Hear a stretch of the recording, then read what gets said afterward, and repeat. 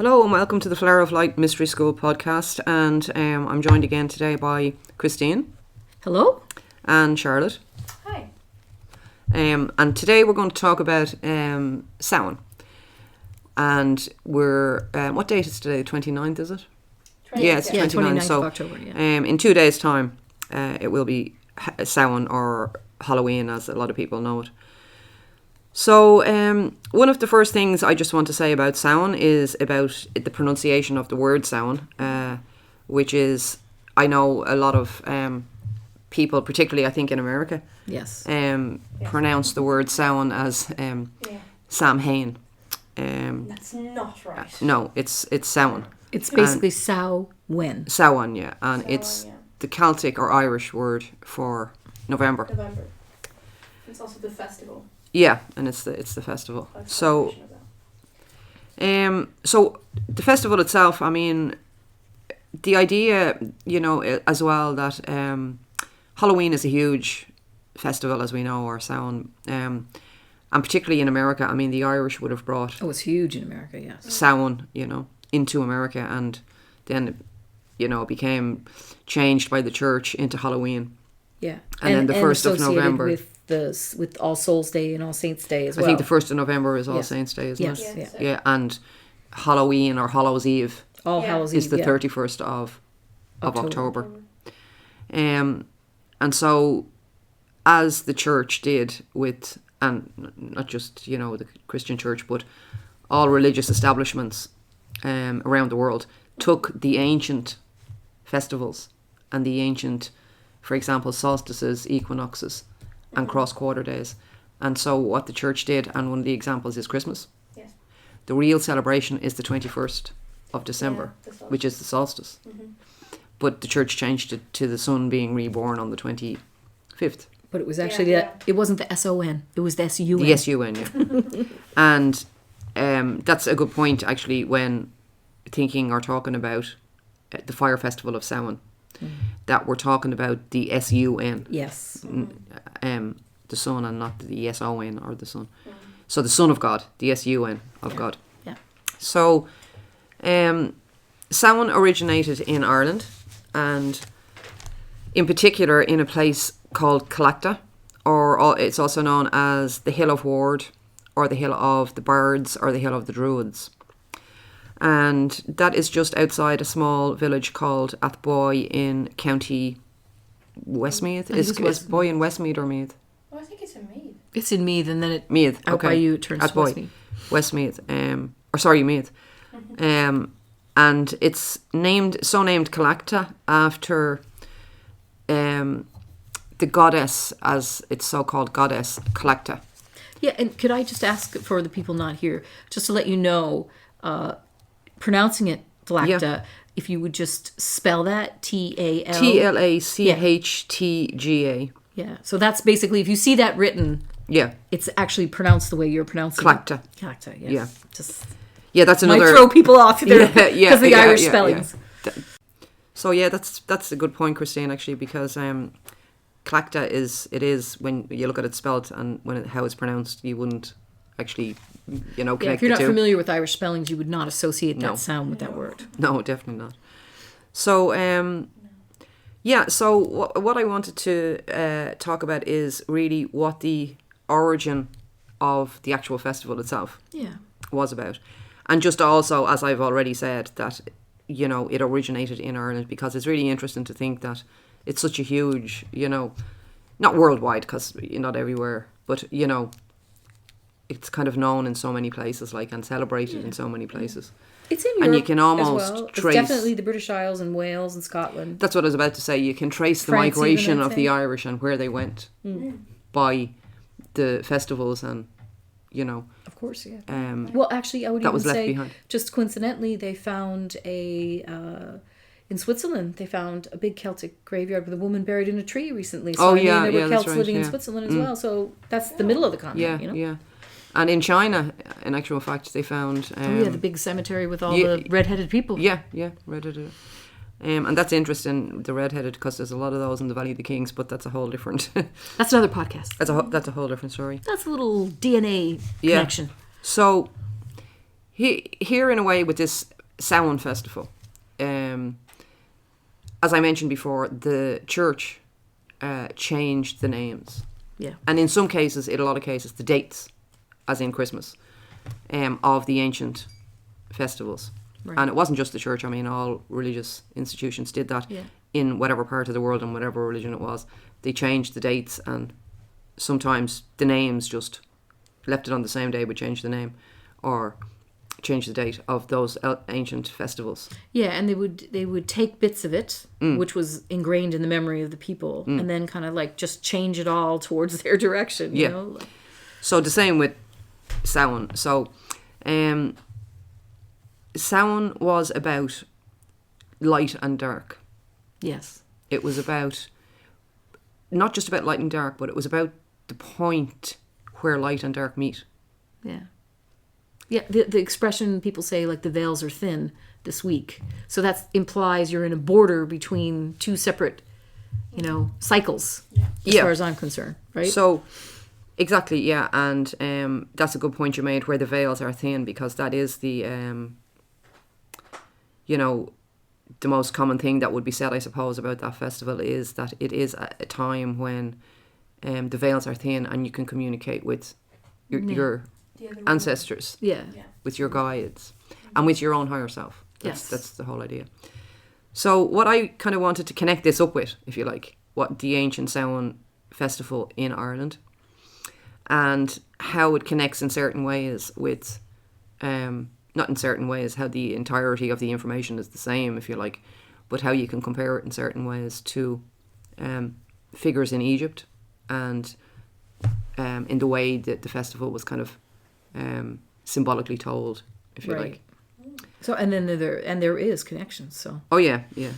So the idea, as I mentioned, was of lighting the fire, should I say, and the original fire that would have been lit in Ireland was the light was taken from the sun.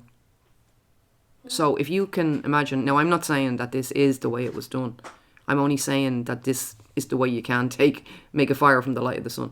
If you've seen a child, usually boys do it, with a magnifying glass. Oh, yeah. And they light a bit of paper.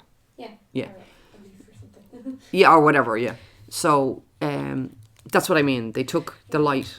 And they lit it like by Well, for me. Well, I'm not necessarily saying a magnifying glass. We don't know what they did, but my imagination, this is what I will say. There is proof that the Vikings sailed the world with calcite crystals that were clear. Yeah, something like optical. that, yeah. And I feel that this is my idea, as I think that they must have used a kind of a pure calcite. Yeah. And then if the beam of the sun went through it, it would definitely, it would basically potentially magnify or make it stronger. So just like using a magnifying glass. Direct the heat into a spot. And that's proven in history. Like they have found the calcite crystals. Even when you look at like the jewelry they made. That's how they navigated the globe. The Vikings, they used a calcite crystal. Well, I personally would say that they did have a magnifying glass. Exactly. They had advanced technology. Absolutely. But I mean, when you look at the kind of jewelry they made and stuff, I mean, how did they make that?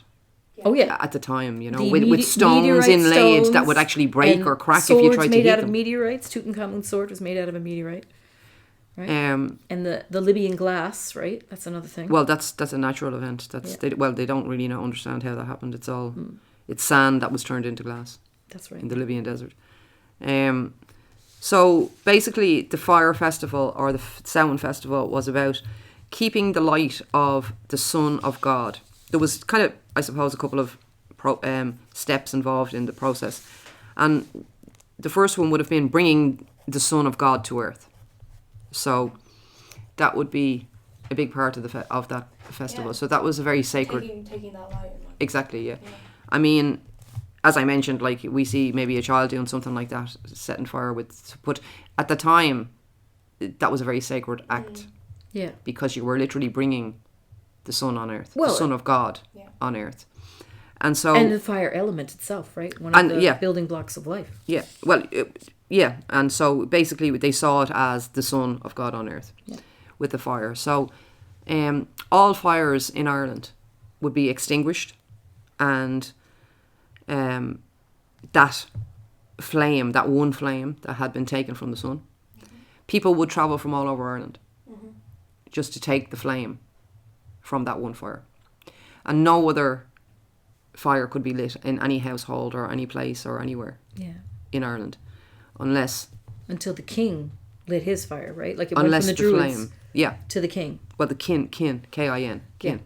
So that's another thing, but the word kin and king, it's originally kin, like as in kinship, Yeah. rather than a king being a male Or kin that as dominates, you know. Or Like a as kin could be family. a woman, yeah, of course, as in family. you know, Kin. as in the shaman and the Yes. elders of the tribes. Mm. That's originally the way It was meant to be. it was meant to be. Yeah. But then we were changed from a A matriarchal matriarchy. society Yeah. to a patriarchal society. And a kin became king, Yeah. you know, with a G on the end, and became male as well. Mm. So one of the things, you know, as I mentioned, with the flame, with the fires that would have been lit Yeah. all over Ireland, was that it gave Ireland the name, the Ireland of Flame, the Island of Flame. Sorry, Great. and we're told in some of the ancient Egyptian documents, you know, the ancient Yes. information that's found. It's found in various different places, but we're told that there's different things said about Thoth, and one of the things is that he came from the Island of Flame, Wow. and he was Lord of the West. That's another title that's attributed to Thoth, Lord of the West, and I think he is actually called in some places Lord of the Island of Flame, Yeah. So there you go. and Ireland was known as the Ireland of Flame. Wow. Because of the fire festival, then? Yeah, Mm. because if you can imagine, you know, at the Hill of Ward, or Tlachtga, as we said, Yes. that would be the one, all fires would be extinguished. Yeah. So let's imagine the Ireland would be in complete darkness. Mm. And then the one fire at Tlachtga would be lit by taking the light from the sun. Yeah. Because what they were doing was, this was the waning sun, if you like. Yeah. Do you know what I mean? It was the sun coming into it was dying, if you like. Do you know what I mean? Yeah. And going into the darkness Yeah. of the winter. Yeah. You know, not that the sun, of course, the sun is still going to shine, but its light is, Yeah. it's not, the winter sun is not as bright. So, Earth. and we have more, because of Ireland and where it's positioned and everything else, we have We're more northern. more dark hours. So Yeah. the day would be filled with more dark hours, Mhm. you know. So they saw it as keeping the light Yeah. of God and the Son of God on earth alive throughout the darkness. Yeah. And especially when the veils are thin, right? Exactly. So symbolically, the whole process of taking the light from the sun, illuminating Ireland from that one spot, Yes. Tlachtga, and then all the people taking the light from there and spreading that light all over Ireland. Mm-hmm. So you can imagine symbolically what the people saw and felt was that Oh yeah, the purification. they had taken the Son of God, they have brought it to earth, Mm-hmm. and they have kept the flame alive all through the dark hours Mm-hmm. of night, if you like, or of the winter. Mm. So it symbolically represented all those things, as I said. And at the same time, it symbolically represented, as I mentioned earlier, the time when light and dark meet. Now, that's like saying when matter and antimatter meet. Yeah. Mm. Because when matter and antimatter meet, they cancel each other out. Yeah. Do you know what I mean? And what happens is, well, probably most people don't really know what happens, but when matter and antimatter meet and they cancel each other out, they create a third thing, if you know what I mean. Like transubstantiation, you know. Two Yeah, things and come it's- together and make a new. So the whole idea of lighting this fire and what I mentioned, you know, Mm-hmm. keeping the flame alive on earth and all of that, Yeah. it's all symbolic, as everything in the Mystery Schools is. Uh-huh. And that point of where light and dark meet is a portal. Oh. It's a Stargate. There you go. And when I say a Stargate, don't necessarily think of like what's that called? You know, A Star vortex or No, a ring the where movie, people walk through the TV show. movies, Talk about- or like I can't remember what it's I was going to say I Star think Wars. it's called Stargate, yeah. No, Yeah. it is. It's called Stargate, and there's a circle, and people put in coordinates and walk through Okay, into. well, It's not that. no. What I'm trying to It's not say that. is, don't. That's like a negative kind of psychology thing, isn't it? Don't think about this. But And you will. so that's not what I mean. I don't mean like that type of movie Stargate type of thing. It's more like an energy vortex on the morphinogenic fields, right? Yeah, and I mean you can call your third eye a Stargate. Yes, exactly. You know. Yeah. Each person has one. And Whether it's open or not is up to them. yeah. So really, the whole underlying, if you like, knowledge that the people would have Yeah. while performing this festival, this fire festival, would have been what is called, and what I've talked about in all the other podcasts, the Book of Coming Forth by Light. Because alchemy, the mystery schools, you can call it. It's known by many names, but that's the knowledge that the ancient Irish brought out of Ireland, or AKA Atlantis, Right. and kept alive. That's what the Irish were probably known around the world, and still to this day known around the world infamous for, if you like, is that we kept knowledge alive during the Dark Ages. Oh yeah, absolutely. And we did it not just once at the time of the fall of Atlantis, Yeah. Because we migrated out of Ireland and into Egypt. And I'll talk about that in a minute, but we also did it in more recent times when what we would call probably the Druids of ancient Ireland were being annihilated by the church that was moving in. Yeah. Patrick. And, Well, and he's involved with the fire as well. the whole world really was plunged into a dark age Yeah. Yeah. after the fall of Atlantis, but then again in more recent times, after, again, the fall of this information for a second time, if you like. Yes. And so, in both instances, the Irish kept this information alive. Now, admittedly, it was only a flicker of a flame, Yeah. but they kept it alive. Well, there was There was enough something people that it still had the information. Oh yeah, there always has to be. But Yeah. they kept it alive, as I think a lot of people will know about, in the form of, for example, like the Book of Kells and all the ancient Irish documents we have. Like we have, The Brahman laws, the well, yeah, but I'm talking about the actual manuscripts, yeah. and all the Celtic artwork, and even Yes. in the jewellery. of course, yeah, Yeah. in the You know. cloisonne and all of that kind of stuff. And the reason I'm mentioning that, and you're right in what you're saying, but the reason I'm mentioning in, for example, the jewellery and all that is because that contains the geometry that we're talking about. It does. If you look at like the Book of Kells and all that stuff, what's written in it is interesting, but the pictures, geometry, if you look at the geometry, That's like Yeah. instant information, right? yeah, The yeah, pictures. it's higher dimensional information. Yeah. It's only lower dimensional information is written down Yeah, anything you're using and it's your left brain spoken in for. language. Yes. Higher dimensional information is telepathically communicated Through symbolic. and contained if it needs to vibrate in the third dimension in order for us to see and hear it. Yes. Then higher dimensional information will be contained in the form of a symbol, Yes. not in written word. Written word is a lower dimensional form of communication. I agree, yeah. And so is the spoken language. Yeah. So communication by meme, M-E-M-E, meme, in other words, symbol, downloading, if you want to say, an entire body of information into your conscious mind at exactly all at the same time. Yes.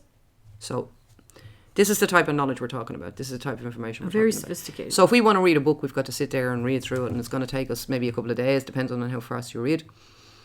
But all that information could be contained in one symbol, and way more. And so looking at that symbol, being in the presence of that symbol, can deliver all that information that otherwise would take you weeks maybe to read in one go. Now, I'm not saying it all comes into your conscious mind in one go. Then you have to unpack it, Yeah. Well, for and me, you have to integrate it. that's the thing of going into the sacred sites, like going into Newgrange, Tlachtga, going in, standing on the morphinogenic fields, being in the pyramid, being in the temples. You thinking with your 3D mind, oh, I'm walking through this temple, but your higher consciousness is unlocking geometry in your auric field. Whether it opens up or not is whether your 3D conscious self, goes there. And that's it. I mean, that's a good point. Your All own this- energy. You have to raise your energy, basically, is what I'm saying. Yeah, and all the sites, like, we call them temples or mounds or pyramids or stone circles or Yes. all the sites are places of initiation. Yeah. And they all resonate at a higher frequency. So you're right, we have to bring our frequency up Yes. to And I mean, that level. it is the age So- of Aquarius, right? So that is waking. People keep going, are you woke? You're waking up. Well, And what that means to me is not only to get your 3D consciousness to shift up, but it's literally being aware and raising your own vibration, you know? Yeah, exactly. And one of the things as well that I think it's important to say is that this applies. A lot of people might think that this is ancient, kind of dead information, and it has no application to today. Well, actually, this information was actually left for specifically today, for the time that we live in, because we have all fallen into such a sleep and a slumber, and the veil has been pulled so closely down over Absolutely. everybody's eyes in the modern world today that we're being driven further and further into a view false of a net. reality. Yeah, a false net. Or to me. that has been presented to us as a reality that is not necessarily of our own creation, if you like. And this is the key. This information is the key, because once you balance your energies, and that is what alchemy is all about. It's what the Book of Coming Forth by Light is all about. It's what the whole of initiation is about. It's what Samhain's about. The It's- balance it's- between the dark and the light. Because once you balance the male and female, you create the divine child. Which That's is how the the divine third, child is yeah. created. So yeah, when you were talking about the veil, like, so how this is like the time of the veils are thin, hmm like the veil being pulled over like our eyes right Mhm. now, like not being able to comprehend this information. You mean that like, so in the times that the veils are thin, you can kind of connect with your higher self, you were saying? Yes, it's And easier. with the information that's like. Yeah. It's easier at that time. Mhm. You can do it any time. Yes, yeah. Somebody who's, say, knows how to do it, even though we all do, Yes. but we haven't all Or can necessarily remember. pulled it to our conscious mind and remembered it. Mhm. But somebody who hasn't recalled it to their conscious mind and remembered it will find it really easy to do it at this time. Yeah, because it's But it the can be done at any time of year, is what I'm saying. Yeah. But but particularly now, it's to do with the cycles of the earth and the sun. Well, that's what I was going to say. Really, It's a cycle. Samhain so is a every time. time of year, Well, there'll the be light dark is a cycle. That's the whole thing that we're talking about. It's the light and the dark. And in other podcasts, I've talked about how the temples and even the mounds and all interact and interplay with the light and the dark. So if you go into a temple, for example, and I'm specifically talking about Egypt now when I'm saying this, but if you go into a temple in Egypt, any temple, you'll see that it's half of the temple will always be in shadow, and the other half will always that's be right. in light. That's it. Yeah. Because inside the temple, every mound, every sacred site, it resonates at a higher frequency than we do. That's why you can go into a temple, a site, a mount, and be in awe, have this feeling of otherworldliness. Yeah. Because the site is built and constructed using the blueprint that created everything. And that's why you resonate with that straight away. And without you even realising it or having to do anything, the site itself will raise your frequency. But if you know what you're doing, then as well that increases it, of course. But I don't want to get too off track. So Samhain is a time when we're moving into the dark phase of the cycle. Yeah. And so the dark phase of the cycle, and as you mentioned, Christine, and that's a very good point, it is a cycle. And as above, so below. So what I want us to think about while I'm saying this is that the light and the dark can also be compared to, actually is life and death. Yes. And that is the way the ancient people carrying out this, I don't like the word ritual because It has other connotations, yeah. it wasn't, to them it wasn't a ritual. It was a sacred act. Yeah. Everything was a sacred and divine act. So, taking the light of the sun to earth, keeping it alive through the dark hours, the dark months of winter, symbolically represented going through the death process with the light of awareness and consciousness. Because there's two different types of death. There's the death, and this is what is in the Book of Coming Forth by Light, aka also known as the Book of the Dead. And if you read the translation of the Book of the Dead, which you can get in book form, you can get it online as well, written by Wallace Budge. There's other translations written by other people. There are sections and chapters in it that talk about instructions for not dying a second time. Right. So And the opening of the mouth ceremony Yeah, which is is prevalent. about being able to speak in the other world. Right. So these are all, it's not airy fairy type of stuff. No, These are all it's- exact instructions, Yes. you know. But it has been lost in translation down through the years. But now it's been woken up again. And the people of Ireland now are waking up again. And not just people in Ireland, but Irish people all over the Well, world. it's the cellular DNA Yeah. we're talking about, Yeah. And this is the key. which is to do with the geometry is 12-strand key. DNA, the diamond consciousness. Like, it's your cellular DNA. You have all the information from all of your incarnations in your DNA, right? That's it, yeah, exactly. You have all the information there. We're living libraries, you know. That's I exactly 100% Depositories agree. of knowledge and You wisdom. are. You have all the information. And you it's need all to there. do. It's like we have the button just to press and then the information is played to us, but That's it. we don't know, but we've forgotten the buttons to press maybe. Well, because everybody's taking your attention to other things because the master manipulator. Well, you see, this information actually magicians is are not busy. only the key and the answer to the problems that we're actually looking at in today's world. And the very root of all the problems in today's world is manipulation. Yes. It's keeping everybody in manipulation and fear. And if you remember, or if you people out there have listened to other podcasts, I talk about the experience I had in the motorbike accident where I had to look into the eye of this dark figure. Yes. And when I actually go to answer the questions, I can't, because somebody before I go into the room tells me I can't answer the questions. And one of the things I realise is that the whole key to that experience, in that part of the experience, was about how I was manipulated. Somebody told me I couldn't answer the questions. And I took that on board. So manipulation is the key to how this whole false creation, if you like, veil, another net. word for it, Yeah. or net, is being pulled over our eyes. And another word for veil or net is experience or reality, what we call reality. Because what we're calling reality, the way we live today in the modern world, is not always the way it has been. So the point at where light and dark meet relates to the aspect of the information about the book of coming forth by light, that relates to Thoth, because Thoth was known as, though he had a few different attributes, that was, as I mentioned before, he was known as Lord of the Island in the West and Lord of the Island of the Flame. But he was also known as He Who Balances, and the God of Equilibrium, and the Master of Balance. And he was also the one who, he was the scribe of the underworld, and he recorded the verdict. In other words, when your heart was weighed against the balance of the feather. Mm-hmm. It was Thoth who recorded the verdict in the Hall of Meath. So he was often symbolised by the balance of the scales. So you see him sitting in the middle. He is the balance. Yeah.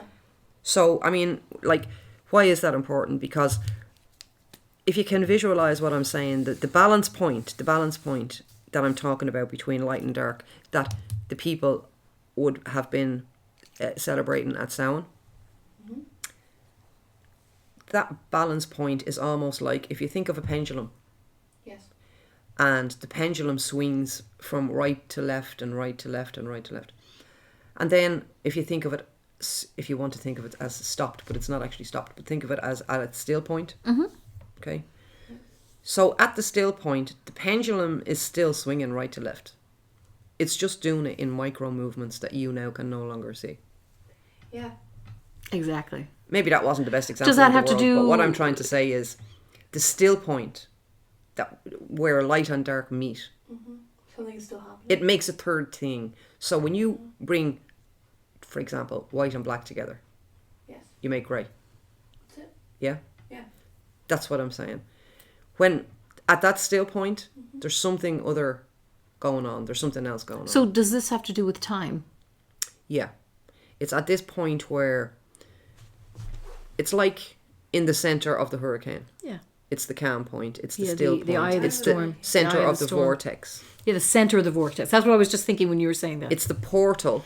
And it's also, as we've mentioned in our title. title, The Stargate. Stargate. And why is it a Stargate? Because it's a point at which we can move out of this third dimension. Not physically, I'm not talking about physical. No. I'm talking about our consciousness. Can move out of this third dimension and can connect or communicate with those that we consider to have died or passed on. Because in truth, energy can't be created or destroyed. That's right. So It's nobody physics. can be dead. There is no such thing as death. Nothing can die in the universe. That's right. Everything is energy. Energy is immortal, Transmuted. eternal, ageless, timeless. That's it. It just changes form. That's it. It can't die. No, yeah. And we're no exception. That's it. So everything that we might consider our ancestors, our guides, our higher self, Yes. ultimately they're all one. Ultimately correct. they're all one. Source. And it's Consciousness. at this time of Samhain that people can more easily project themselves out of what we consider the third dimension, Right. or other aspects of themselves that they might consider as angels or guides or their higher self even, Yeah. or an ancestor, Yeah. can communicate with them more easily at this time. So if you can imagine, anything that's done by a group of people is going to be more powerful than something been done by one person. It magnifies the energy. So the very nature of the fact that at this time of year, a whole group of people would gather at Tlachtga or the Hill of Ward to carry out this divine act. Mm-hmm. So therefore, the power of the act would be multiplied by the amount of people that are there, Yeah. Right. focusing on it, concentrating it, and doing it at the same time. Yeah. You see what I mean? That's why it was easier at that time, Yeah. you know? But no. Because, say, for example, the rest of the year there would be just people doing it by themselves. But at this time, people came together, Yeah. focused. So it's really the It's like if you're trying to unity manifest aspect something. of it. Yeah. There is that added thing to it, yeah. Yeah. It's like if you're trying to manifest something and you're doing it for yourself on your own and you never talk to anybody else about it. Yeah. Then, yeah, we manifest our reality all the time, whether we know it or not. That's it. And we will do it. But if you bring more than one or two people into your creation, and they have to be people you trust, of course. Exactly. Because if you tell somebody about your creation when you're trying to create it, and they're not necessarily trustworthy people, they can sabotage your creation. That's And it. not necessarily even Yeah. knowingly by themselves. It could Right. be in an unconscious way they do it. Yeah, unconscious contrary energy. Yeah. Like cancel it out kind I of mean, thing. somebody could be jealous of you and they don't want you to get the thing that you've told them you want to get. Do you know what I mean? That's it. But the thing is, just assuming that we're all on the same page, when we're all, as these people would have been, Yes. at this fire festival. I mean, the ego and the idea that we're all separate is only a new thing, That's it. a new way of us being. We all knew in this ancient time that we were all one. Yes. That's the point. That's why this information is key to unlocking our memory today. and the time it's happening now because of unity. Well, that's why it's been unity coming back consciousness, now. yeah. It's coming back now because people are really been driven into this whole Big Brother thing. You know, and I'm not political and I don't want to get into political things, and I'm sure anybody and everybody who's listening to this knows what's going on in the world. And those that are driving this whole social engineering Yes. thing, That's and the correct word, social engineering. those people know all this Absolutely, they do. and they're using it against you. So in order for you to protect yourself against the spell that's been cast, you've got to become aware of how The to principles of it first of all. all, of how to protect yourself, and the fact that it is a spell. So another really interesting thing about the site itself of Tlachtga, and it kind of connects again Thoth as well, and the site, if you like, of Tlachtga, is that Tlachtga, as we mentioned earlier, was the goddess, the triple goddess. She was known as a triple goddess, or her name, I think, was translated. I think her name means Earth Spear, or something like that. Yes, which makes perfect sense. Yeah. Because Well, Aries, a lot of people say like a bolt of lightning, but when I'm thinking of Earth Spear, I'm thinking of like a dolmen, you know, a standing stone. a standing stone. That'd be Well, more- like on Tara as well. But people don't realize when you see an aerial photograph of I'll put Tlachtga, photographs in the. it's concentric circles Description. like a bullseye, right? That's Yeah.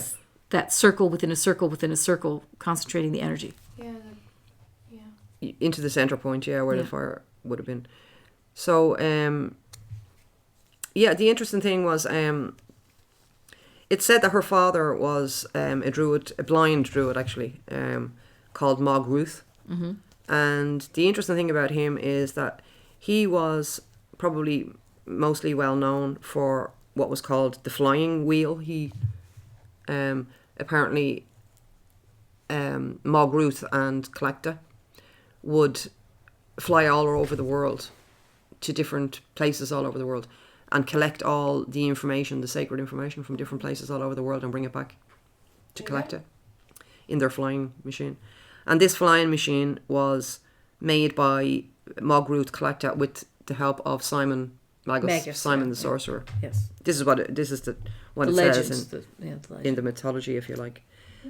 So, and Thoth is closely associated with flight. I mean, he's one of the symbols of Thoth is an ibis, yeah, and you see him with the bird head as well. So the flight, if you look at this, a lot of the hieroglyphs in ancient Egypt, a lot of them are birds. Yeah. And there was a thing called the language of the birds in alchemy. That's correct, yeah. Oh, yes, yeah. So that's the connection that I'm making with the birds. It's connected to alchemy and the language of the birds. And like the feather, right? You have to... Yeah, the feather of Very Maat. good, Charlotte, yeah. Thank you. The feather. I'm learning. You certainly are. Which was an because ostrich the heart feather, was right? weighed against the balance of the feather in the hall of Maat. And doesn't the feather represent like information or something? Or is that just me? Yeah, no, that does. The feather represents Maat. It's the feather that she wears in her hair, and it represents your heart itself has to be. What it really means is that if your heart is full of light, yes. In other words, you've been honest, you've been truthful, you haven't been a devious person, you've worked on yourself, you've done this journey, you know, you've experienced that you are a mortal being. Yeah.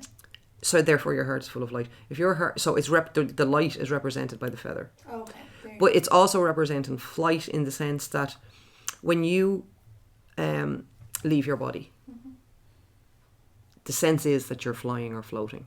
Yeah. So it's also talking about that aspect of the knowledge. Oh, yeah, okay. You know, so that you're not grounded to astral travel. Yeah, yeah. You're not grounded. You're not connected to the body. Because remember, when this is all happening, you're in the duat.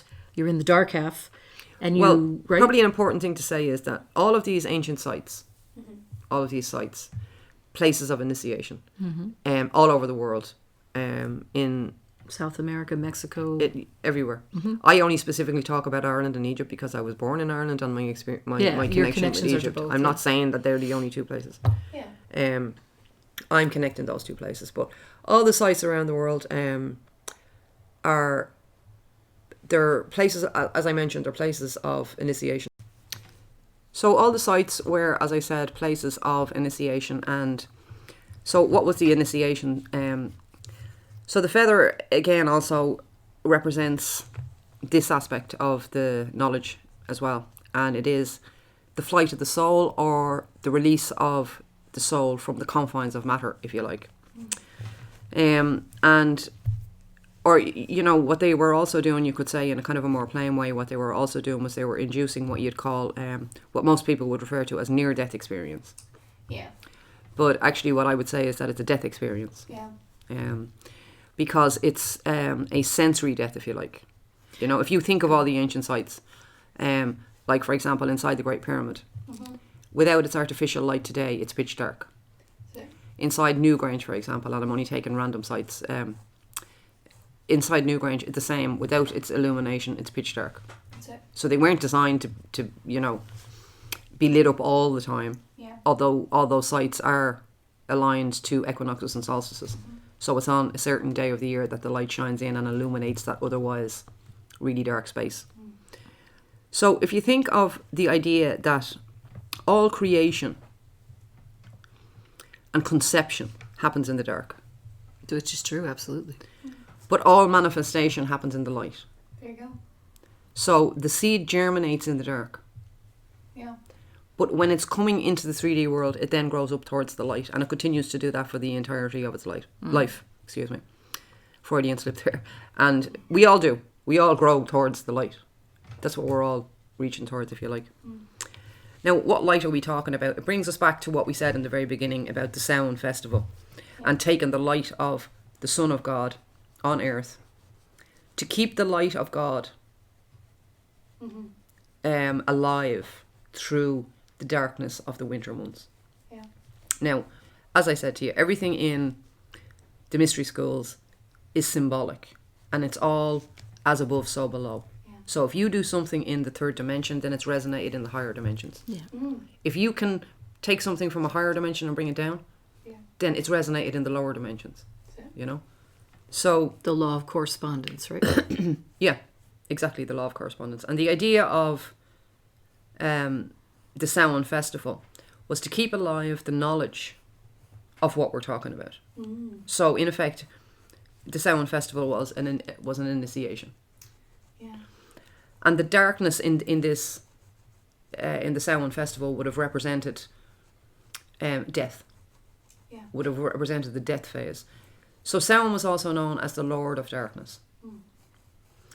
And there was in the mythology of Ireland, there's a character known as Don, spelled Donn, and he's connected with Maug Ruth, the father of Tlachtga, in the sense that it says that Maug Ruth was, as I said, a blind druid born on Valentia Island, and Don is buried on, I think it's Bull's Rock it's called, and it's really close to Valentia Island.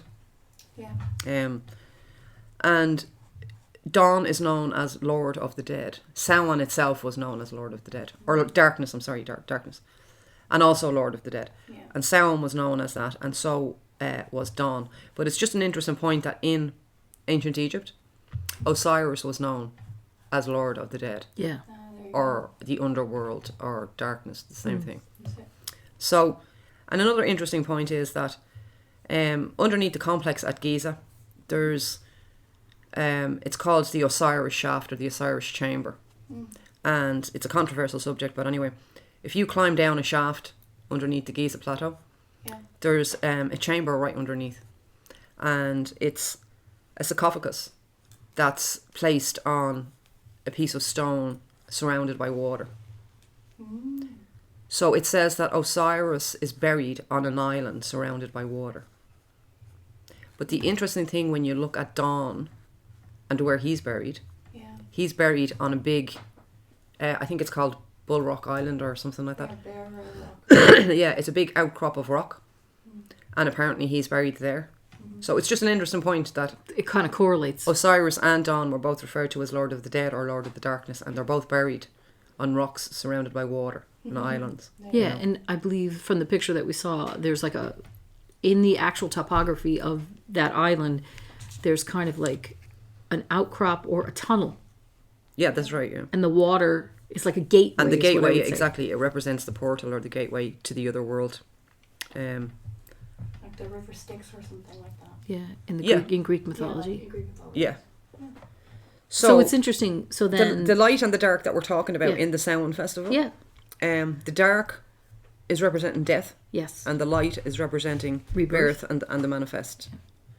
And in terms of ourselves, that would represent subconscious and conscious. yeah, Or the part of us that is not resonating in the third dimension, which would be Yeah. our subconscious. It's only your conscious mind. And your conscious mind is your male aspect, and your subconscious mind is your feminine aspect. And the idea of bringing those two things together, and that's symbolized again by the light and the dark of the Samhain Festival.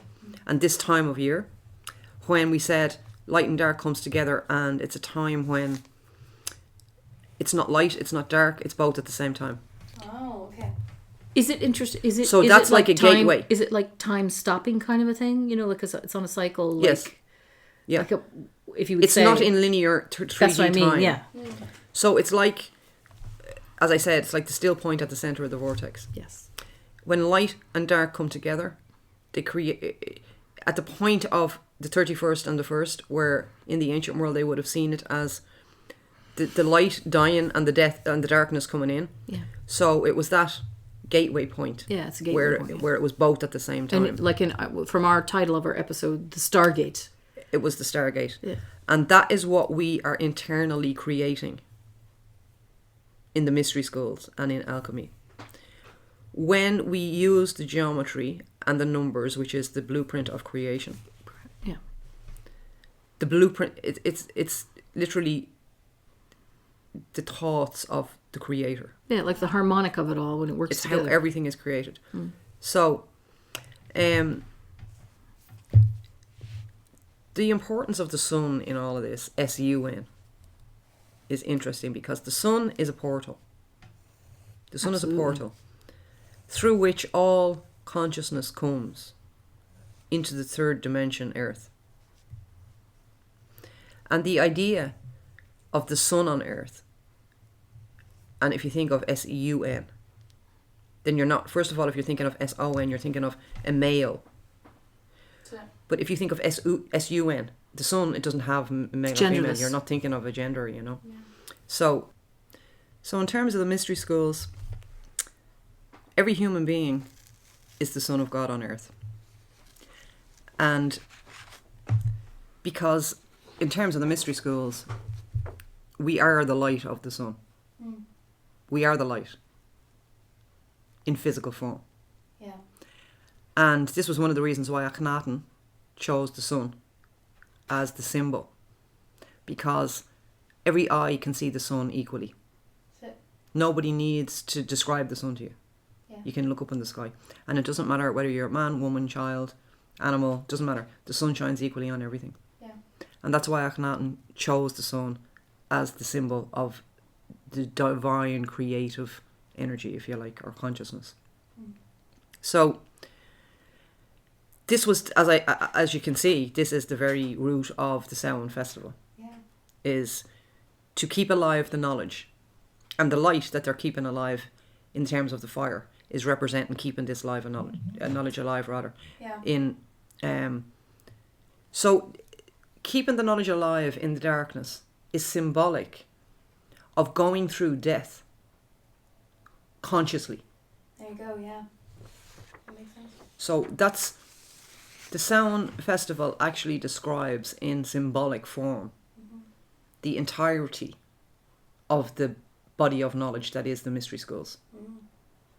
And would the degraded knowledge be basically people dressing up in costumes and treats, and so basically you don't even understand the significance of where that all came from in the first place? That's why I said earlier I don't like using the word ritual, because people perform rituals without understanding, and that's actually how we have all been manipulated through all sorts of things, is because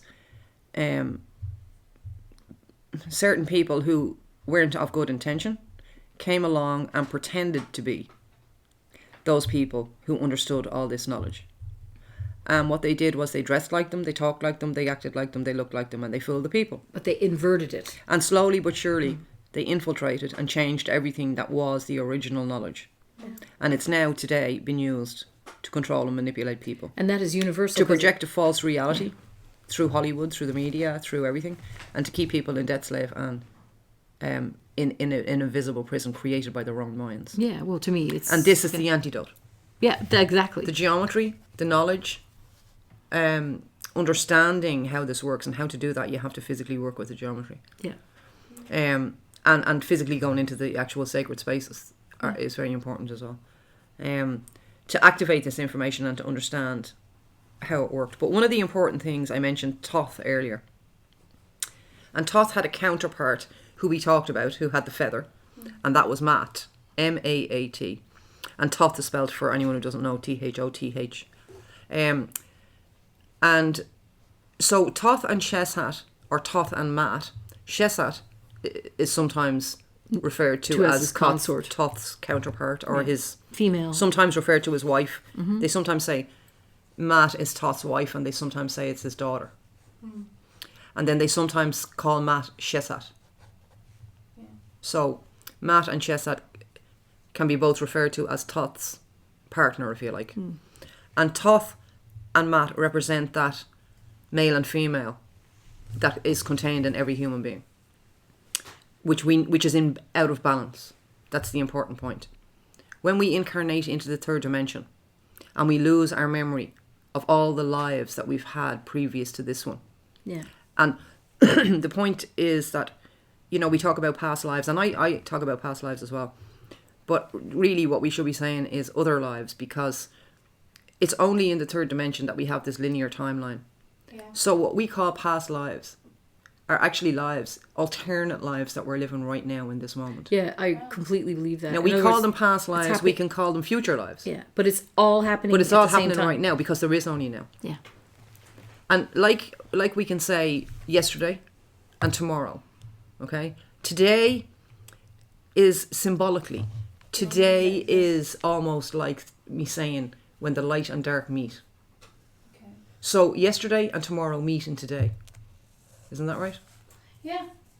But when you think about it, there is no yesterday. You can never get back to yesterday. Yeah, you can. Yeah, And tomorrow never comes. The only thing that happens is Tomorrow never comes. Yeah. Because it's always going to now. be tomorrow. It's always now. And when it's today, it'll still be tomorrow. Yeah. It's just what you remember. So the consciously, now right? point, Yeah. the now point is that Stargate. The singularity, There kind you of the go, point. Yeah. And it's like, is it Eckhart Tolle that talks about the power of now? Yeah. The power of bringing yourself into the present moment. It's mindfulness, being awake and aware in the present moment of everything you do. In other words, when you're doing something, you're focusing all your mind and your energy on it. You're not half focusing and then the rest of you is off thinking about something else. When you bring all of yourself into the now, you'll find that it's the present. It's a present. Yeah, exactly. Yeah. Because it's how you actually get out of it rather than... You think bringing yourself into the now and here is going to embed you further into the third dimension, but it doesn't. It's actually the gateway out. There you go, yeah. So Thoth and The Chesat... more aware you are is like... Yeah. Yeah. Thoth and Chesat represent the male and female that we all have within. And when Thoth and Chesat come together in perfect balance, 50-50 perfect balance, in other words, when we use our male energy, our waking consciousness, and our subconscious, our feminine energy, Yeah. when we can use both of those energies in perfect balance, 50-50, what happens is we reach a cymatic note or a frequency by which it creates a higher aspect of ourselves. Yeah, like a new octave. A new octave. And in the mystery schools, it would say that the divine child is born. So we give birth to our own divine child. Which is... Your The third male eye. in us and the female in us comes together in perfect harmony. All happens within you, within your thinking process and within your consciousness. Comes together in perfect harmony and produces the divine child, which is your higher self, which is you on a higher resonance, in a higher dimension, or in the higher dimensions. And another way you could say it is when your third eye is awake. That's the synthesis of the two, the left and the right eye, which is projecting and taking in the hologram. When your third eye opens up, in other words, when you raise your energy, it becomes something else. Like you can go out, Yeah. your consciousness. Stargate. So one of the things about Thoth that's interesting and important, and Don, who was in the ancient Irish mythology, it says Don was a Milesian. You know, the Milesians that came into Ireland and took over Ireland from the Tuatha Dan, and they forced the Tuatha. They Made a shared deal. Ireland between the Milesians and the Tuatha Dan, and the Yeah. Tuatha Dan said they would take the underground, Into and the Milesians mounds. would take above ground. So again, all that is symbolic. So the Tuatha Dan became known as the she people, who lived in the mounds and underground, and the Milesians were the mortals who lived above ground. So can you see again The balance, yeah. the symbolism of people living underground? They're in the dark, aren't they? Yeah. So they're basically still in the non-manifest place. So all those beings, the Tuatha Dan, you can consider them The shining that ones. they are the shining ones. They are beings just like you and me, but they haven't manifest into physical form. So they can be everywhere all at the same time. So- That's symbolized by saying they're underground. They're the she people. You can also say they're underground, they're inner subconscious.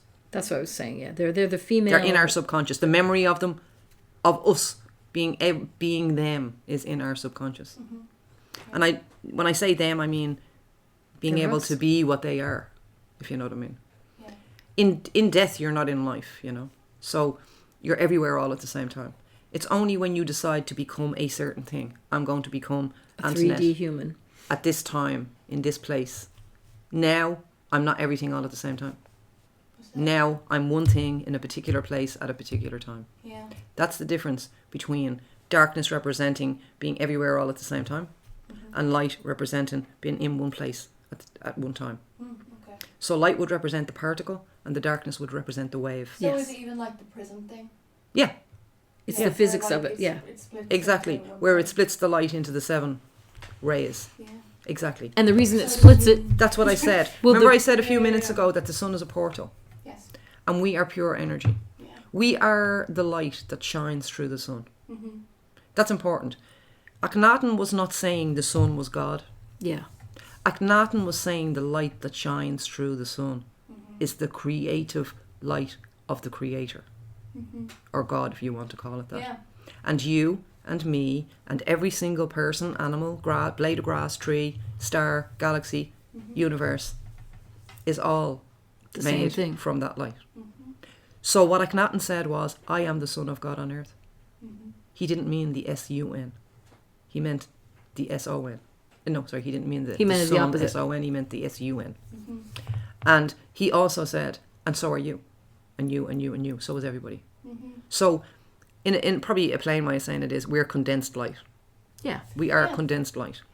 And when we move out of this physical manifestation, we move into the darkness of what we call death. But the thing I want to say about Thoth and the story as told in the mythology in ancient Egypt of Thoth, and it's an interesting point because it tells you that Thoth was a mortal who became a god. Yeah. Like Teotepi, who Yes. said, I want people to remember my funerary Exactly. games because I was mortal. Yes. Who was And an she, Egyptian. She started the funerary Irish games, goddess. which became the Olympic Games, Yes. which we can go into again. And again, if you look at the symbol for the Olympic Games, they're interconnecting circles, which is the geometry of the flower of life. Yes. So, but Thoth was a mortal who became a god. And Dawn, the one who's connected with Mog Ruth and lives on the Pill of Ward. Rock Bull Island. Oh, yeah. He doesn't live there, sorry, he's buried there. Yeah. And it says that all souls that die are called to Tlachtga, that's Dawn's house, Yeah. to that outcrop of rock. All souls go home to there before they reincarnate into... That's what it says in the ancient Irish mythology. Mm. So, Dawn is known as the Lord of Darkness, which means the Lord of Death. So all souls are called to death before they reincarnate and go back out again. So in ancient Ireland, if you said, I'm going to Tlachtga, it meant you were dying, Yeah. There you go. you know. But Dawn also, in the Irish mythology, was a mortal who became a god. Yeah. Ah, so there. It's the opposite vibration then. So, and Thoth was a mortal who became a god.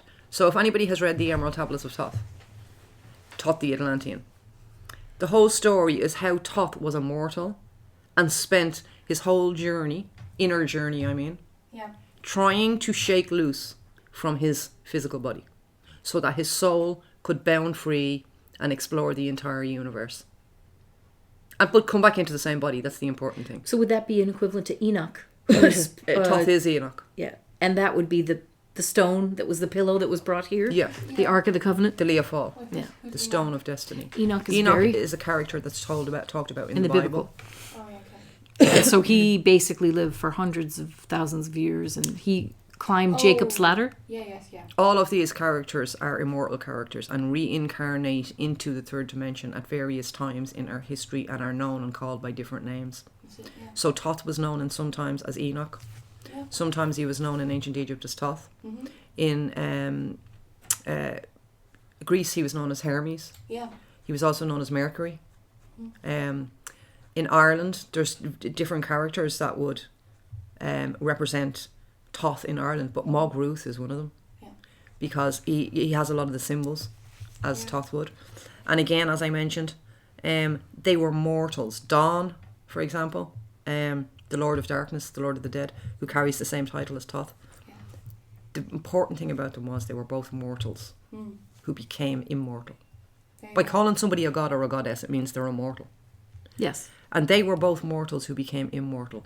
So their very names, the very concept of them, and the very carrying out of this Samhain ritual is giving us the instructions, as does the Book of Coming Forth by Light, contained in all the ancient sites all over the world, in the language of geometry and number and form and shape. This is the instructions of how to go from being immortal, not immortal, a mortal, to becoming immortal. And that is the story of Thoth and his whole all the mythology connected to Thoth is talking about how you go from being a mortal human being into becoming an immortal god or goddess energy. And that's like all represented in Samhain, right? That's all represented in that festival Samhain, and everybody connected with that festival would have known exactly. Yeah, in other words, what it were. actually meant. Yeah, what it meant. Yeah. It was so. So it wasn't hidden information like in ancient Ireland. Everybody would have known that. No, not they just would the have High known. Druids would have known. Yeah, everybody would have known. Yeah. Because they would have known they were all one, right?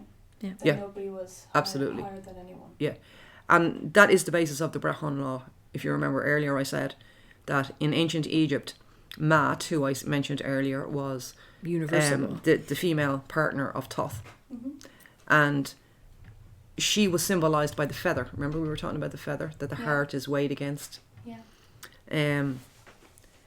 So she represented balance, order, truth, and justice in the universe. And she was the feminine, remember? Yeah. In everything, if you have balance, if you remember earlier, I said that everything is as it is now because it's out of balance. Right. Yeah. Even us, even human beings. We are predominantly in our male energy. Yeah. The minute you open your eyes, Yeah, you're in your male to energy. the minute you close your eyes, you're in your male energy. Now, when you sleep and you dream, you're in your subconscious and your feminine energy. But when you come back into your conscious, waking state, you don't remember a lot of it. So, In fact, maybe you don't remember any of it. yeah. And what you will remember is maybe glimpses of dreams. So, And then people don't really understand what dreams are either. yeah. But dreams are glimpses of lives that we're living Right now. right now. Yeah.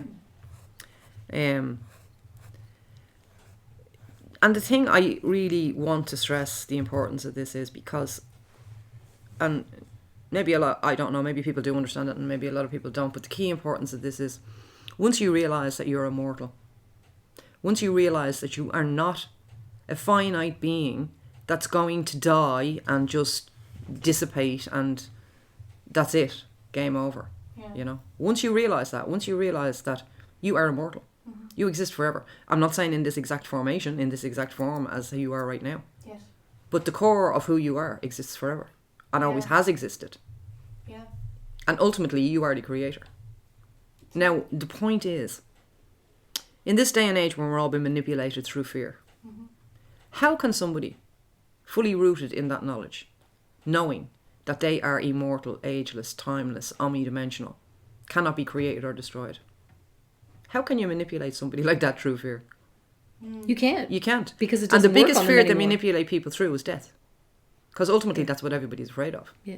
Yeah. It's either dying yourself or one of your loved ones dying. So That's this- the ultimate fear. This is And another. that's how they have everybody manipulated. But this is another connotation for breaking the spell. Basically, that Yes. the spell is the fear of death, we were left and that you're the only tools. you're only an organic being. We left the tools for ourselves, written on the walls of every site in the world. So Not it just is- written on the wall, Yeah. but if you're able to decode it, written in the unit of measurement Yeah. through In- which in the site everything was to do built. with it. Not just the unit of measurement, but where it was placed on the earth, in terms of this net that all the sites make up. Yeah. Yeah. When Well, you look at them, a geometric well, pattern it's- that they all make up when you make It's them like together. so when you think to yourself like, how did the Great Pyramid survive? And it's older than people think, is because it was left there for us to remember what it was. Well, the only story of Atlantis comes from Plato.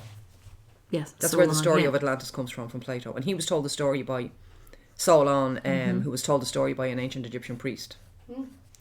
And the story was told of in the Timaeus and the Critias, and it's like a dialogue going on, a conversation, and it talks about the Atlanteans and how they were so highly advanced and together and acted as one people. But gradually, as time went by and as Atlanteans became Out of balance. out of balance and began to use black magic, how the corruption got into the souls of the people, and how the high nature of the Atlanteans fell into a dark place, Unconsciousness. and they began to become separate and began to have wars with each other and all this kind of thing. And that's what the story of Plato tells. He tells of the Atlanteans, who were a great people, great science, great knowledge, unified, could do anything. And then their consciousness fell into this state where they became warlike people. And at the end of Plato's story, it tells how the gods, it says the gods, okay, came together to discuss what they were going to do about the falling consciousness of the Atlanteans. And it says at the end, the gods met at the center of the earth to discuss the falling consciousness of the Atlanteans and what they were going to do. Now, the center of the earth is where the Great Pyramid is placed. The Giza Plateau. So, straight away we can connect from the oldest information we have about Atlantis from Plato, who got it from an ancient Egyptian priest, that the gods came together at the center of the earth to do something about the falling nature of the Atlanteans. So the Great Pyramid is that place. Okay. So we can assume that the construction of the Great Pyramid, Was made by a god? what they call the gods, but who did we say the gods were? The gods are people. exactly. The gods are those who know they are immortal. Like in Ireland, in Egypt, it's called the Duat, Yes. the land of the immortals, or the netherworld, or the land of the Neter. The gods and the goddesses in ancient Egypt are also called Neters. They're called the Neter. And so, you know the word Neverland, Neterland is where it comes from. The Neterland. So in Ireland, And that's nature. The that's gods of nature. The gods of nature. Yeah. Well, it doesn't necessarily mean the gods of nature. It means nature because we are nature. Yeah, exactly. We That's are what I mean. nature. Like, We you know, are the consciousness fire, of the tree. water, air, tree. There's no difference. Your consciousness, well, that's a whole different thing. Anyway, we are all one consciousness. So I just wanted to discuss something about Akhenaten because I mentioned him earlier. And I'm not going to talk too much because that's a whole thing in itself. Akhenaten, there's so much information about that. But as I mentioned in other podcasts, Scota, who was the daughter of Akhenaten, is buried in Glen Scota in Tralee, County Kerry. And she is the sister of Tutankhamun. She may well be the niece of Tutankhamun, depending on the relationship of Tutankhamun to Akhenaten. Yep. He could possibly be his brother or his son. But anyway, the lineage, as for example, Tea Tefi Yes. and the Tara prince, who connects the Mount of Hostages at Tara, Yes. because Tara and Tlachtga were connected in the Samhain Festival as well. It's that lineage of Akhenaten who came back into Ireland. And the evidence of that is Scota, buried in the valley that's named after her, which is Glen Scota or Glen Scotian, which means Vale of the Little Flower. Yes. And so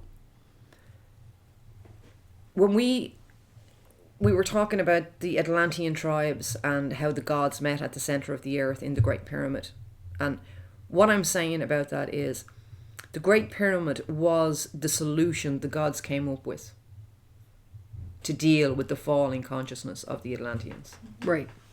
The Great Pyramid and all the ancient structures all over the earth that are interconnected. Yeah, and to sit the on those Great ley Pyramid. lines. Yeah, because if like In center of the Mexico. Earth, it's all just like a circle, right? So You see, That's when symbolic. the fall of Atlantis happened, yeah. they had to find a new centre of the earth because all the continents moved. Yeah, everything shifted, the land masses. Yeah. It used to be in the area of Ireland. Remember I said Ireland was the centre of Atlantis? Yeah. Well, when all the land masses broke apart, Ireland, England, Northern Europe, the Scandinavian countries, was all one continent. Yeah.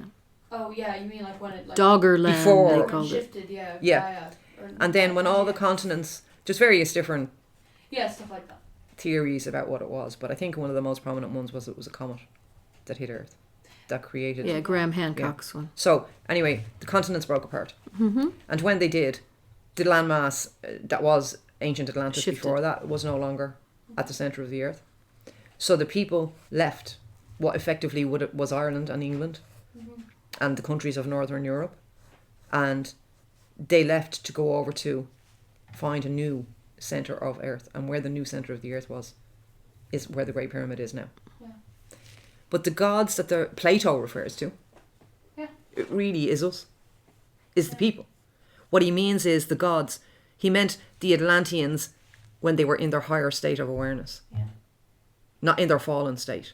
So the gods and goddesses are mere human beings in an awakened state. Yeah. Once you know you are immortal and aware and ageless and timeless, then you become a god or a goddess. And you have access to all that information, right? So that's what the mystery schools teach. That's what the mystery schools teach. And if you think about what that's saying you're the creator. Yeah.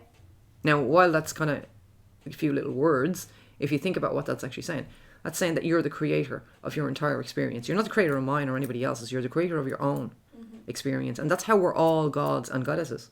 Yeah. Because we all create our own experience. Yeah, an ascended master. Everybody's an ascended master. But often we create it unconsciously. Yes. In other words, we're not aware that we're creators. So, okay, I'll tell you how you create something unconsciously. If you're worried about something and you don't want it to happen, that's the thing you're going to think about all the time. Yeah. Now, how do you make something manifest? You think about it all the time. Yeah. That's how you make it manifest. Yeah. So when you're worried about something, you bring in this really strong emotion of fear. Yeah. And that actually makes the thing manifest. Yeah. Yeah. The very thing you don't want. But that's because you don't understand the instructions on how to do it properly. What you're doing is you're doing it all right, but you're doing it in the wrong way. You're placing your energy and your emotion on something negative that you don't want to happen. And you will make that happen if you keep thinking about it for long enough. Yeah. But if you change how you're doing it and place your energy and your emotion on the things you do want instead of the things you don't want, then what you'll do is you'll create positive things for yourself. And that's what's called a conscious creator. When you're an unconscious creator, you'll manifest all your fears. When you're a conscious creator, you'll manifest everything you really want. Yeah. You know, and we've all done it. We've all manifested our fears. I've done it as well. And it's not like when you manifest a fear, it's not as a punishment.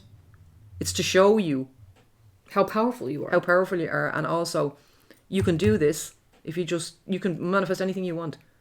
But you're manifesting negative things for yourself. Yeah, you just need to make that simple tweak and realise you can do the same thing with everything positive as well. Yeah. So when the Atlantean tribes went into Egypt, when they left ancient Ireland and went into Egypt, they met with Thutmose III. And Thutmose III is the great-great-grandfather of, I'm not sure how many greats is in that, but he's the great-great-great-grandfather of Akhenaten and Skota and Tutankhamun. And so it was from the meeting of the Atlantean tribes. And the Atlantean tribes are the ones who left Ireland when that happened. Cataclysm. And the centre of Atlantis was Ireland, and the centre of Ireland was Tara. Yes. And the kind of whole area of Tara, and under that would have been Newgrange, Notes, Thoth. Well, it would have Tlachtga. been, for me, it just to point the out... names of the places have been changed in Ireland. Well, the one that's interesting to me, as having found out about it, is Mida. So Meath and... which West Meath, they used to be called Mide. Yeah, and which connects with Memphis in Egypt. Yeah, and the mythical fifth province, and the reason it was so powerful because it was where the veils were thinnest always. And it also represents the five provinces represents the five elements. Yeah.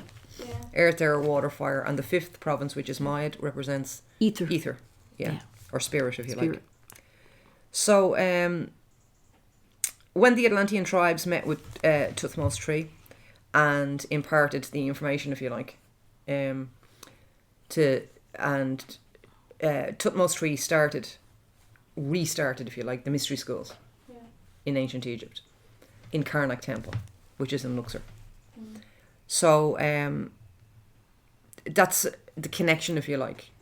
Why then, down the line, so Akhenaten was the great-great-great-grandchild of Thutmose III. Yeah. And so Akhenaten and Skota would have brought that knowledge back to the land of their ancestors. Yeah, to the west. Back into Mound Ireland. builders, to the mound builders. Yeah. Because coincidentally, under every temple in Egypt, there's the story that the Shemshu-Hor, the mound builders, came from the west, right? That's told in Edfu Temple. It's called the Edfu building text. And it says that the Shemshu-Hor came from the west, and under every temple is a mound. Well, the Shemshu Hor and the mound builders. Sorry, I probably misunderstood what you were saying there. Oh, okay. The Shemshu Hor were known as the semi-divine rulers. In ancient Egypt, it says there were divine, not rulers, but beings at this time, fully divine, gods. They weren't physical, mortal beings. They were like And the two then- of the Danann here, right? Yeah, and they were present in Egypt for X amount of years. I forget exactly how many years it says. And then it says, after them came the Shemshu Hor. And So the it's after Shemshu them Hor- came the Shemshu Yeah, Hor, okay. and the Shemshu Hor were there, I got I it think, mixed for 23,000 years or something like that. Oh, so then that would be And the Shemshu Hor were semi-divine. would that They be were a procession? The 23,000 years? That sounds If you awfully look like... at the descent, you'll see. Yeah. The Shemshu Hor were part god, if you like, and part human, so they were semi-divine. And then after them, they were in Egypt for about 23,000 years, and then after them came the mortal, Right. which were completely divine. So if you look at what that's talking about there, that's talking about the same story that Plato was talking about. Yes, exactly. It's talking about the fall of consciousness. Yes. From divine to semi-divine to mortal. Yeah. Basically a sleep. Yeah. So when, as an initiate, you go through these initiations that would have been done, and as was represented by the Samhain Festival, when you go through these initiations, what you do is you remember your divine nature. You remember you're the creator. You remember you're the manifester. You're the one who created all this. Yeah. And therefore, if you think about, I've said a few times in this podcast that this information is the key that we left ourselves. Yeah. It's the antidote to what's happening today. Yeah. It's the key to the prison, to exactly. the gate. It's the key to the gate. Yeah. You're in it, you think you're happy, but if you get out, you know exactly what's happening. And how you unlock this is by understanding the knowledge. And each time you go through a part of the geometry and understand, then it opens up that level of knowledge to you. Yeah. It doesn't happen overnight. No. It's a gradual process. It filters into your mind gradually. It doesn't happen in one go. No, it does not. You don't come away from a weekend workshop of geometry thinking, everything is, it doesn't happen that way. It's a gradual process. And you, after, say, for example, doing a workshop, you have to continue working with the geometry yourself. Yeah, exactly. And it's a slow release process that you will find by working with this geometry. It will bring your male and female energy, your conscious and your subconscious, into perfect balance. And before you realise it, you're viewing your own self and your own creation and reality from your higher self perspective. Yeah. From outside, for example, the box. Or, as they say, the Matrix. Exactly. So on that Matrix note, I think we might I think that's enough for Samhain. end it here. Well, we'd say happy Samhain. How do you say happy Samhain in Irish, Charlotte? I don't know how to say happy. How do you say happy in Irish? One last thing I just want to say. I talked about the white powder that was found in yes, definitely. Newgrange. There's a load of things been found in Newgrange at the moment. New evidence is coming to light. Really? Yeah, they're excavating loads of new stuff at Newgrange. And of course, because this is the time, Ireland is waking up. The people in Ireland are waking up. The people in the world are waking up. Please wake up. The Irish, aka Atlantean tribes, That's it. all over the world, are waking up, and we will take our power back. Of course. Yeah. And the thing is, once the frequency gets to a certain point, just like the capping stones on the Great Pyramid, 144,000, the consciousness where it is, you can't go to sleep. At the 100th monkey, everyone will wake up. But at a time when, as we mentioned, consciousness was falling, right? They were doing a thing called, I'm just going to mention it quickly, because it's a whole other thing. But, and you see it all on the temple walls in Egypt where they're making these offerings. Egyptologists will tell you what they're offering is incense. Cakes and bread. Is incense, yeah. Yeah. But what it actually is a substance called mufkuts, which is monatomic gold. And it's actually, they're called orms, orbitally rearranged monatomic elements. And it looks like white powder. But just an interesting side note, in Newgrange this white powder was found and they didn't know what it was. They thought it was ashes of cremated bodies or whatever. But the same white powder, and I think I mentioned it earlier, was found on a mountain called Serabit el Karim. And on top of that mountain, it's in the Sinai. That mountain is in the Sinai. And on top of that mountain, there's a temple, and it's called the Temple of Hathor.